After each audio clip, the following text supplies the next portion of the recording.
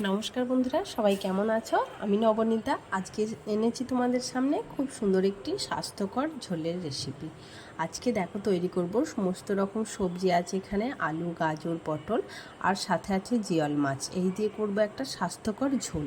চলো তাহলে দেখে নেওয়া যাক। সমস্ত রকম সবজি দিয়ে এটা তোমরা রোগীর পথ্য হিসাবেও খেতে পারো কিংবা প্রতিদিনের একটা পদ হিসাবেও রাখতে পারো। খুবই স্বাস্থ্যকর বিভিন্ন রকম সবজি দিয়ে। আর দেখো এখানে ভেন্ডিগুলো দেখছো, আমি এরকম গোটা গোটা নিয়েছি, শুধুমাত্র আগার দিকটার বোটার দিকটা একটু কেটে নিয়েছি। এতে করে কি হয়, ঝোলটা না একদম বেশি ল্যালে হয় না, মানে যে ঢ্যাঁড়সের মধ্যে যে পিচ্ছিল ভাবটা থাকে ঝোলের মধ্যে কিন্তু আসে না।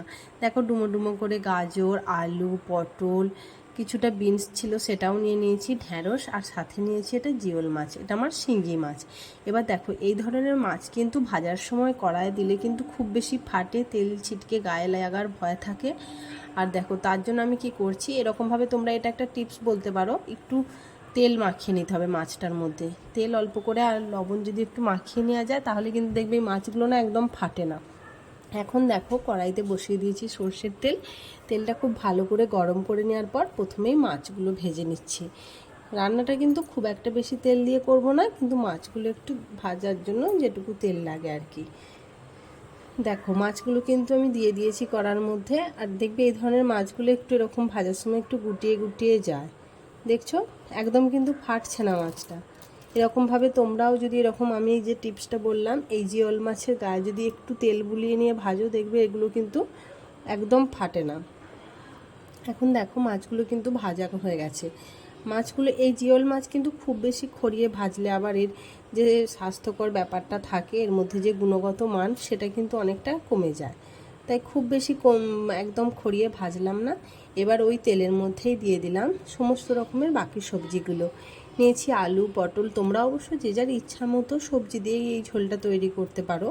এর সাথে তোমরা পেঁপে দিতে পারো, পেঁপেটাও খুব স্বাস্থ্যকর একটি সবজি, কিন্তু আমার কাছে পেঁপে ছিল না। আমরা প্রায় দিনই এরকমভাবে ঝোল কিন্তু বাড়িতে বানাই, এই নয় যে আমরা রোগীর পথ্য হিসাবেই খাই, এরকম কোনো ব্যাপার না। আমরা প্রতিদিনের ভাতের সাথে যে দুপুরের একটি মাছের পদ থাকে, সেটা কিন্তু আমরা এইভাবে সবজি দিয়ে বানাই, আর খেতেও খুব ভালো লাগবে।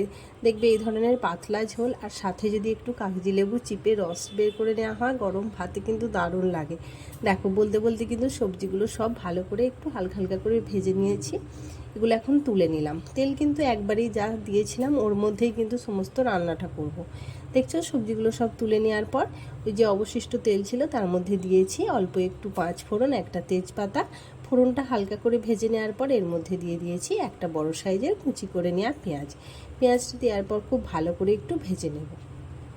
পেঁয়াজটা একটু লাল লাল করে ভাজতে হবে। এতে করে কি হয়, পেঁয়াজের মধ্যে যে কাঁচা গন্ধ সেটা চলে যায়, আর পেঁয়াজ থেকে খুব সুন্দর একটা ফ্লেভার বের হয়। এবার এখানে দেখো একটা মশলা তৈরি করে নিয়েছি। আদা, কয়েক টুকরো রসুন আর একটু কাঁচা লঙ্কা। রান্নাটা কিন্তু একদমই শুকনো লঙ্কা দেবো না। এখন মশলাটা ভালো করে পেস্ট তৈরি করে পেঁয়াজ ভেজে তার মধ্যে দিয়ে দিলাম। এবার এই মশলাটা একটু কিছুক্ষণ ধরে কষিয়ে রান্না